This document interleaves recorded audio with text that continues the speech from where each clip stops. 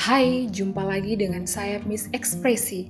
Dan selama beberapa menit ke depan, saya akan menemani Anda untuk membahas informasi yang terkini. Di Pengadilan Negeri Jakarta Selatan, Senin 31 Oktober 2022, sidang kasus pembunuhan terhadap Brigadir Joshua masih terus berlanjut.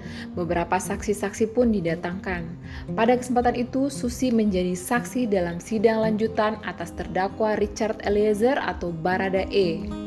Namun kedatangan asisten rumah tangga Ferdy Sambo yakni Susi sempat menggegerkan dan menjadi perbincangan hangat karena ia disebut berkali-kali berbohong ketika memberikan keterangan dalam sidang lanjutan.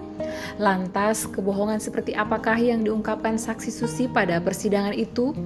Dan sebelum kita lanjut ke informasi selanjutnya, jangan lupa untuk menekan tombol like, komen, share, dan subscribe ya. Serta aktifkan loncengnya juga ya Besti, agar Anda tidak ketinggalan berita terupdate dari Miss Ekspresi. Tonton videonya sampai habis agar tidak terjadi kesalahpahaman dari berita yang kami sajikan.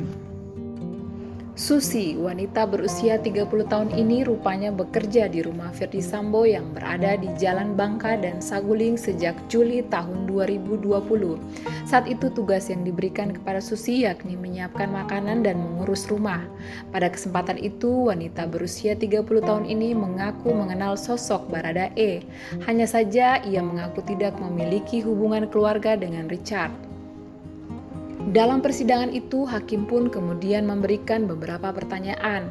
Salah satu kesaksian Susi yang dicecar hakim yakni terkait pernyataan anak keempat Ferdy Sambo dan Putri Chandrawati yakni Arka. Dikatakan Arka adalah anak bungsu Ferdy Sambo yang berusia 1,5 tahun. Dan saat ini status dari Arka pun lantas dipertanyakan. Diketahui selama ini Putri mengaku memiliki anak balita dan pernah melahirkan dalam 2 tahun terakhir. Sebenarnya apa yang membuat kesaksian Susi ini dianggap suatu kebohongan oleh majelis hakim? Hal ini rupanya terkait tentang pernyataan Susi tentang sosok anak bungsu dari Ferdy Sambo yang membuat geram hakim di persidangan itu. Susi seringkali menjawab tidak tahu, bahkan terdiam saat dicecar pertanyaan-pertanyaan hakim mengenai Arka, anak terakhir dari Ferdy Sambo. Saat itu hakim bertanya, berapa anaknya Ibu Putri Chandrawati? Dan saudari Susi pun kemudian menjawab, anak nomor 1 bernama Trisa Sambo, anak kedua Tribrata Sambo, dan anak ketiga bernama Datia Sambo. Namun ketika Susi hendak menyebut anak keempat, Susi pun mengambil jeda beberapa detik. Saat itu yang terlihat seperti ia sedang berpikir sejenak sebelum melanjutkan ucapannya. Dan kemudian Susi menyambung ucapannya, Arka, anak keempat yang mulia. Saat itu hanya Arka yang tidak disebut dengan marga Sambo di belakang namanya. Dan ini semakin menarik perhatian hakim. Untuk selanjutnya, hakim berusaha menguliknya lebih dalam. Apa Ibu Putri Chandrawati yang melahirkan Arka? Tanya hakim saat itu. Dan Susi pun menjawab, siap Ibu Putri Chandrawati yang mulia. Lantas hakim pun kemudian mempertegas dengan pertanyaan-pertanyaan yang berulang dan mengingatkan agar saudari Susi supaya tidak berbohong. Saudari tetap mengatakan Ibu Putri yang melahirkan Arka. Jawab yang serius, siapa yang melahirkan Arka? Tegas hakim lagi. Susi kemudian menjawabnya dengan suara pelan, Ibu Putri yang mulia. Majelis hakim kemudian kembali bertanya siapa yang melahirkan anak bungsu Ferdy Sambo. Siapa yang melahirkan? Ulang hakim, saudari jangan bohong. Banyak bohong saudari. Kenapa Anda diam? Tanya hakim lagi. Seketika Susi pun terlihat diam dan gugup saat ditanya di mana anak bungsu itu dilahirkan. Dan Susi pun kembali menjawab, saya tidak tahu yang mulia. Saat itu Susi nampak gelisah saat menyebut nama Alif, di mana ia adalah pengasuh Arka yang tidak lagi tinggal di rumah Jalan Bangka dan Saguling 3. Namun yang menjadi pertanyaan saat ini nih Besti, di manakah keberadaan Alif sekarang dan bagaimana status dari anak keempat dari Ferdy Sambo itu? Selanjutnya, ungkapan lain dari saudari Susi yang dinilai suatu kebohongan oleh majelis hakim, yakni Susi mengaku tak tahu pekerjaan Kuat Ma'ruf. Hakim Wahyu juga bertanya soal pekerjaan Kuat Ma'ruf di rumah Ferdi Sambo di Jalan Saguling 3. Namun Susi menjawab tidak tahu soal pekerjaan Kuat Ma'ruf. Susi dinilainya tidak dapat menjawab secara konsisten alias berubah-ubah, dan kecurigaan Hakim Wahyu semakin besar terhadap Susi. Saksi Susi kerap kali dicecar oleh majelis hakim dalam kesempatan di sidang tersebut. Terlihat dari gestur yang Susi berikan pada sidang tersebut ikut menjadi sorotan. Bagaimana tidak saat hakim beberapa kali menanyainya, lantas kemudian menegurnya, Susi banyak diam dan tidak langsung menjawab. Kala itu majelis hakim memberi pernyataan yang ditujukan kepada saudari Susi.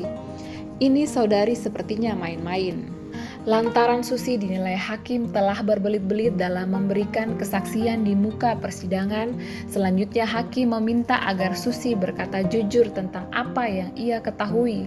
Hal ini disebabkan karena majelis hakim mengindikasikan bahwa sejumlah keterangan yang telah disampaikan Susi berbeda dengan apa yang disampaikan di dalam berita acara pemeriksaan sebelumnya.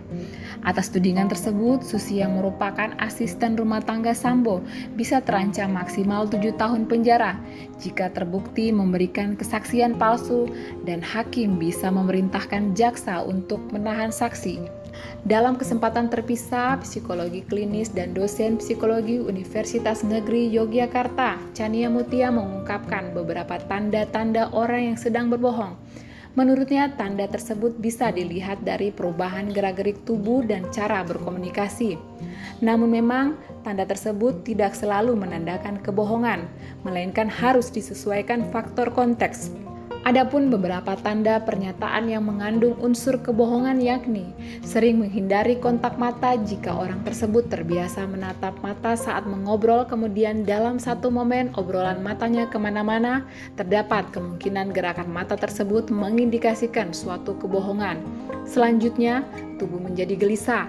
Biasanya orang yang sedang berbicara bohong, gestur tubuhnya tidak bisa diam dan tampak gelisah. Ia terlihat seperti tak nyaman saat berbicara, kemudian sering mengalihkan pembicaraan seseorang ketika sedang berbohong. Biasanya ia mengalihkan pembicaraan ketika ditanyai sesuatu. Hal ini bertujuan agar ia tak disudutkan dan terpaksa menjelaskan kebohongannya. Orang yang berbohong seringkali mengalihkan topik dari suatu obrolan. Untuk kasus ini, dari pihak keluarga besar Brigadir Joshua sangat menginginkan kesaksian yang jujur dari para saksi-saksi yang dihadirkan di persidangan itu, dan semoga kebenaran segera terungkap. Demikian informasi saat ini. Terima kasih telah menonton hingga akhir ya Besti. Sampai ketemu di berita selanjutnya.